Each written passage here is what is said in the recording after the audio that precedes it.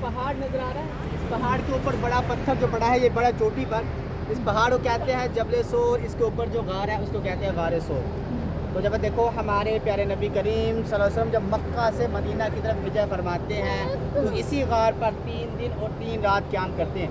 3 दिन और 3 रात क़याम करते हैं। और ये वही गार है जहाँ पर मकड़ी ने जाला लगाया था, कबूतर ने अंडे दिए थे। और ये वही गार है जहाँ पर हज़रत सिद्दीक़ रज़ी अल्लाह तआला अन्हु आप सल्लल्लाहु अलैहि वसल्लम को अपने कंधों पर उठाकर, अपनी पीठ पर उठाकर गार के ऊपर तशरीफ़ लेकर गए थे।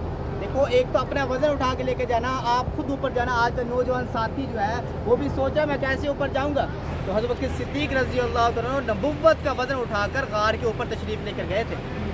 तो इसी गार पर 3 दिन, देखो ये जो बड़ा पत्थर, आपको बड़ा पहाड़, इस बड़ा पत्थर है बिल्कुल चोटी पर पड़ा है, इसके नीचे इतनी गार की गुंजाइश मौजूद है कि 3 आदमी बैठ कर नमाज अदा कर सकते हैं, खड़े होने की गुंजाइश नहीं है। तो इसी गार के अंदर 3 दिन और 3 रात क़याम किया था। देखो हज़रत सिद्दीक़ रज़ी अल्लाह तआला जैसे यहाँ पर कुर्बानियाँ दी हैं, हज़रत सिद्दीक़ रज़ी अल्लाह तआला की औलाद ने भी यहाँ पर कुर्बानियाँ दी हैं। 11 साल की बच्ची हज़रत अस्मा मक्का मुकरमा से पैदल चलती है और इस पहाड़ की बुलंदी पर तशरीफ़ लेकर जाती है और आप सल्लल्लाहु अलैहि वसल्लम के लिए और अपने वालिद के लिए खाना पेश करती है।